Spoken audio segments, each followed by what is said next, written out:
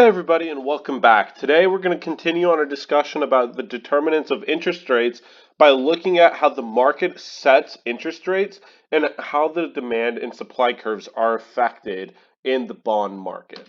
So, just as an overview, we're just going to be first reviewing the demand for bonds, and then we're going to talk a little bit more in depth about the supply side mechanics of the bond market.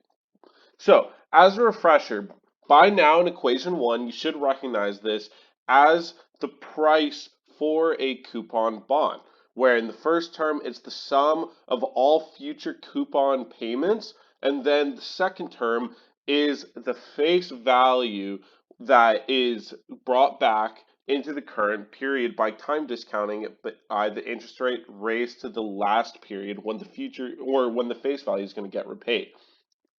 Now, we're in this conversation only going to talk about what is called the bond market approach to pricing, which just treats the bonds as any other good that is being traded on the market.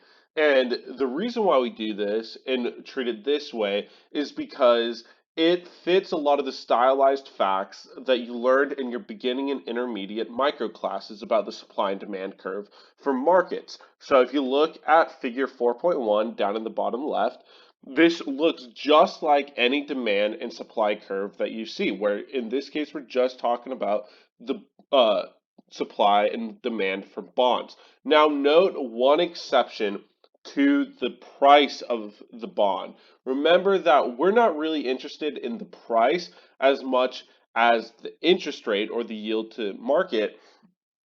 And so, because of that, when you look at the price set by the market in equilibrium, you're trying to back out what the interest rate is on the bond rather than just caring about the price at face value. And then on figure 4.2 in the bottom right, you can see that excess supply and demand work in the exact same mechanics as you would see, where in the case of an excess supply, the price has effectively been set too high for the bond, and so aren't enough buyers to to buy all the bonds that are being supplied on the market. Whereas with an excess demand, the bond market price is too low, and so there are too many customers that are bidding on the bond. And if we are talking about an efficient market, in the event of excess supply, that should drop the price, and in the event of excess demand, it should raise the price of the bond, and by extension, the interest rate. Now, the factors that shift the demand curve for the bonds are the same factors that we talked about in the first video. The wealth, the expected returns of the bond, the risk that the company poses, the liquidity or the ability to get liquidity for the bond, and then information costs associated with purchasing the bond. So now let's add on the next piece and looking at factors that shift the supply curve for bonds. The first factor that shifts it is the expected pre-tax profitability of physical capital investment. The second factor is business taxes. Third is expected inflation. And fourth is government borrowing. And now we're going to talk about what all four of these mean. So, expected pre-tax profitability of physical capital investment. This seems like a big mouthful, but it's really not as complicated as it sounds. Basically, whenever a company issues a bond, it is doing so for a reason. It is trying to generate capital for some sort of investment.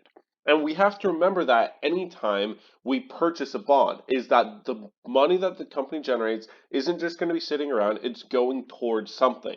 And so the more profitable a project is expected to be for a company, the more eager that they are going to be to issue bonds. So, for example, if the market is currently setting Apple's interest rate at 5%, and Apple comes up with a new project that is worth 10% to Apple, it could issue bonds on the market at 5% and then use those gained revenues to invest in the project, make 10% on it, and then buy back all the bonds.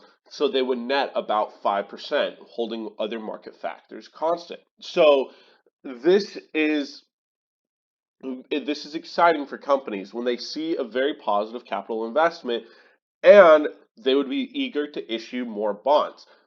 However, what that does is then it shifts the supply curve to the right, dropping the price. So if we just draw the supply and demand curve, if the supply curve shifts to the right, out here, we're going to see a drop in the price and the interest rate for the bond. On the flip side, as an investor, that may make you a little bit leery because you don't want your interest rate being dropped by the market getting flooded by the bond. So you actually wouldn't be too excited about Apple going through these kinds of mechanics. The next top supply shifter are business taxes. When taxes rise, the investment returns on a project decline. So using the same 10% return project that we talked about with Apple, if the corporate and business tax rate increased on Apple and they had to pay a higher tax rate, that project wouldn't be as profitable. Therefore, they would have a decrease in desire to issue bonds. So, for example, in 2017, when corporate taxes were cut in the US, one of the biggest effects that that had was actually to increase the bond market so that companies could try and raise more capital to invest in new projects. The third one is expected inflation, and this works similarly for supply side investors and demand side. When there's a low expected real interest rate, so in other words, there's expected to be an increase in inflation, this is actually going to be very attractive to issuers because the mechanics behind this is that if the bond pays 5% interest, but there's 2% expected inflation, the effective real interest rate is actually only 3%. If the interest or the inflation rate is 4%, then the effective real interest rate is just 1%. And so inflation, while that makes investors leery, that actually makes issuers of bonds excited and wanting to generate even more bonds, dropping interest rates even more. And then the last one is government borrowing. So this is just talking specifically about the treasury bond market, but it is still very important to consider because as we know, like right now during COVID, for example, the government has issued a ton of new debt because they dramatically increased their spending but didn't increase taxes in response to COVID. So they had to get that money somehow, and they did that through the generation partially of treasury bonds.